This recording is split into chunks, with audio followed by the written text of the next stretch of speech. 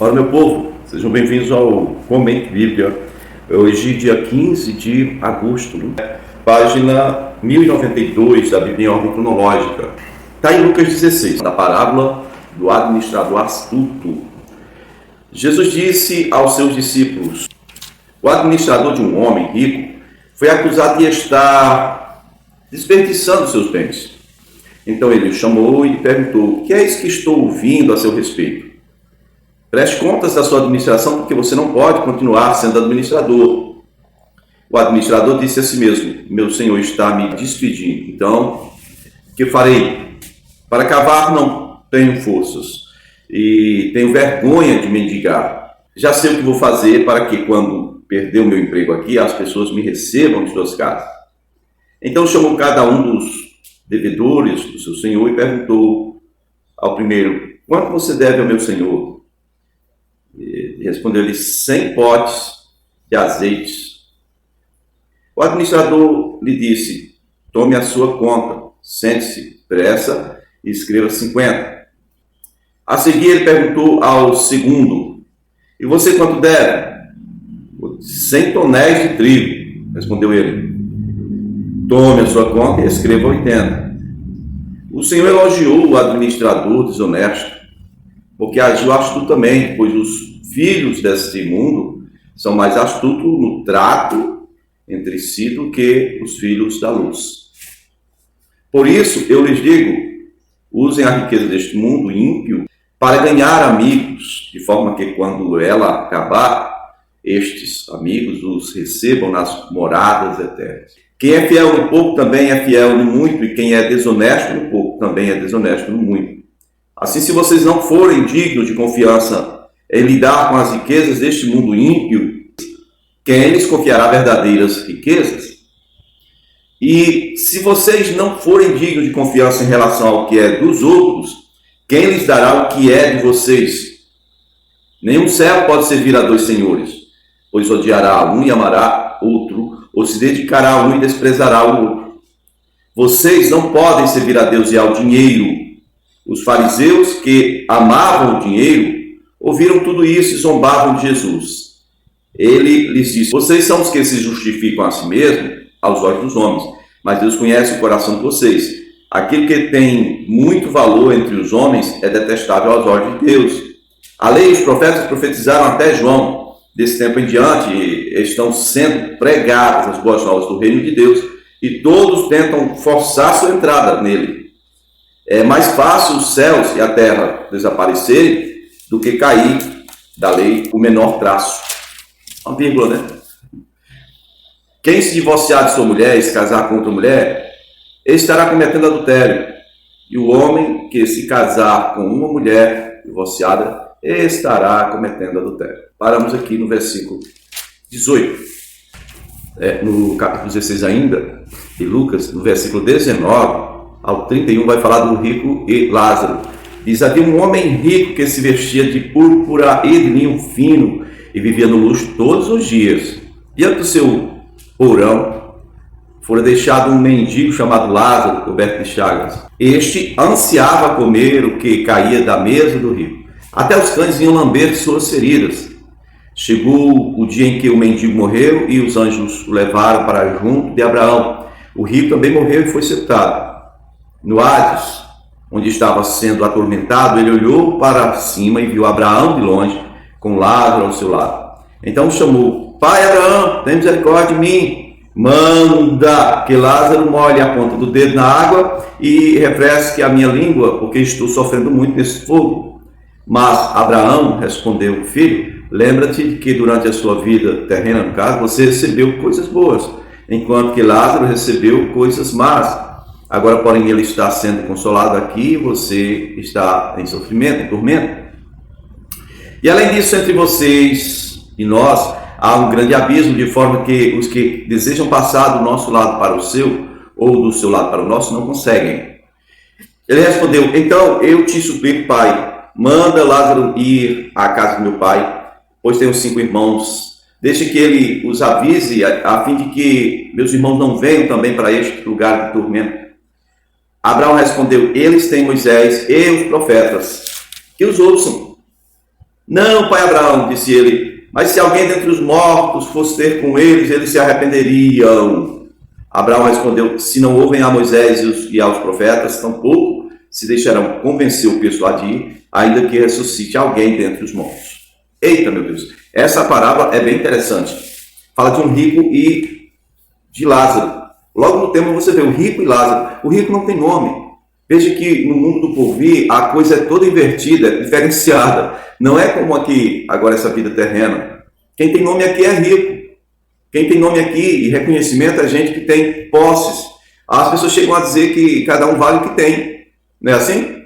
Então, o primeiro ponto nessa parábola de Jesus, alguns dizem não ser uma parábola, mas ser algo que aconteceu realmente, Jesus está contando aqui, né? E o pobre da história, né? A necessidade da história, tem o mesmo nome de um grande amigo de Jesus, Lázaro, né? Bom, esse homem rico, ele vivia muito bem, com tudo que a sua riqueza produzia para ele.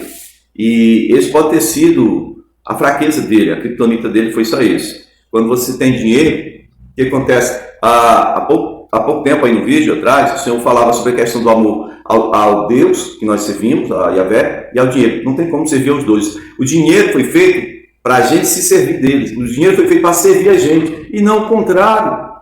O dinheiro não foi feito para ser servido por a gente, mas o problema é que quando você possui dinheiro, você passa a ser escravo do dinheiro. Uma das coisas que mais parece com o pecado.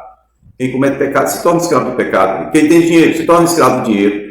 A pessoa não busca mais a Deus para nada, não busca outros meios, não procura valores espirituais. Ela parece que adormece ali, diz, não, estou numa vida boa agora, e simplesmente não quer mais saber de Deus, não. É uma coisa terrível. Esse rico estava aqui de boa, né, com sua riqueza, todos os dias no luxo, e quem está no luxo não tem necessidade de estar clamando a Deus por nada, buscando a Deus para nada. Aí diante do portão dele, foi deixado um mendigo chamado Lázaro, coberto de chagas. A ideia primeira que dá aqui é que um cara estava, sei lá, era um mendigo que estava não sei onde, deixaram no portão dele. Não, aqui, o contexto aqui parece muito com uma casa de fazenda, onde é a casa do patrão, do líder daquela fazenda, o dono, é uma casa especial, e os trabalhadores, de repente, não têm mais condição de trabalhar, precisam de assistência, aí deixaram lá, tipo assim, olha, se trabalhar para você vai estar com mais condição, o que você vai fazer? Alimente ele, pelo menos, para ver se ele recupera aí dessas doenças terríveis. Mas o cara não quis. Essa tese que eu falo aqui, essa afirmativa que eu falo, é baseada no resto da história. O cara conhecia Lázaro. O cara chega a dizer né, manda ele lá em casa, quer dizer, meus irmãos conhecem Lázaro, eu conhecia Lázaro, mas não fiz nada por ele. Então, é isso. A questão é que Lázaro possivelmente seria um trabalhador daquela fazenda, e o responsável por esse trabalhador não quis fazer nada por ele. Estava coberto de chagas, né, no portão da casa dele, e ansiava comer alguma coisa. Estava enfermo, desprezado e com fome. Ele conseguia ver do portão, ele conseguia ver lá o local onde eles comiam, e ficava desejando ser o cachorro da casa. Se ele fosse o cachorro da casa, ele estava morrendo de fome, enfermo, cheio de perebas, no portão da casa. Ele estaria dentro, né? Ele queria comer o que caía da mesa. Isso é a posição de um cão. E o rico fazia nada com relação a isso. Até os cães vinham lamber as feridas dele. Chegou o dia então que o mendigo morreu. Aí veja o versículo 22, que é interessante. Diz que os anjos o levaram para junto de Abraão. Mas o rico morreu e foi sepultado. Não fala de anjo, não. Provavelmente quem veio foi demônio, né? É brincadeira. Os filmes é que retratam isso.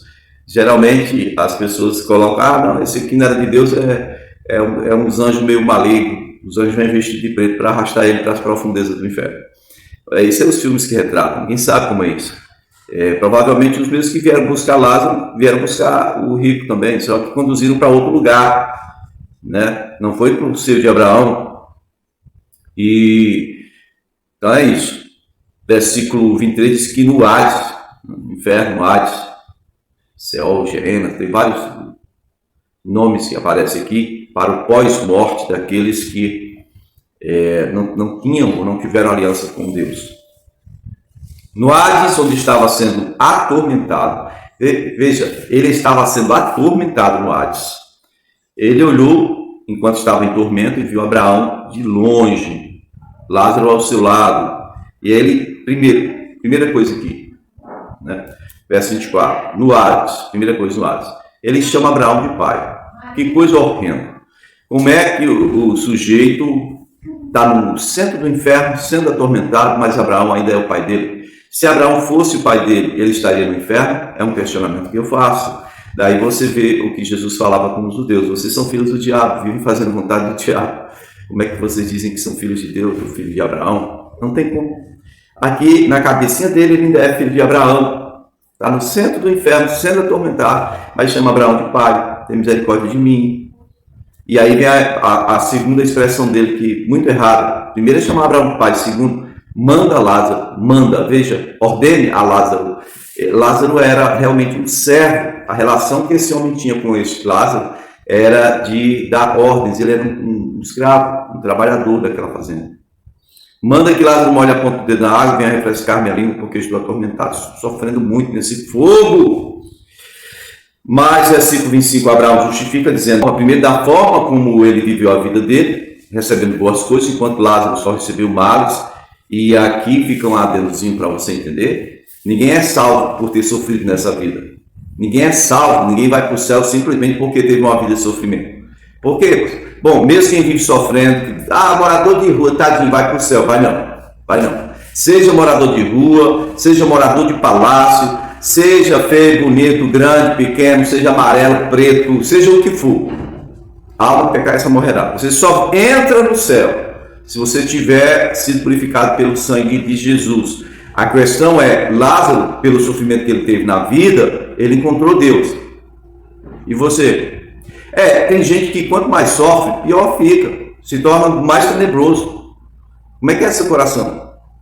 Pensa um pouquinho aí. Então, ninguém vai entrar no céu com pecado não. Vai ter que ser purificado por Jesus. Senão não vai entrar lá não.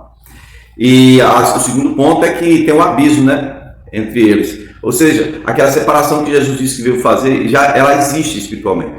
Não tem como todo mundo morrer aqui, vive uma vida com Deus, eu vivo a vida sem Deus, mas depois da morte vai estar todo mundo junto. Não.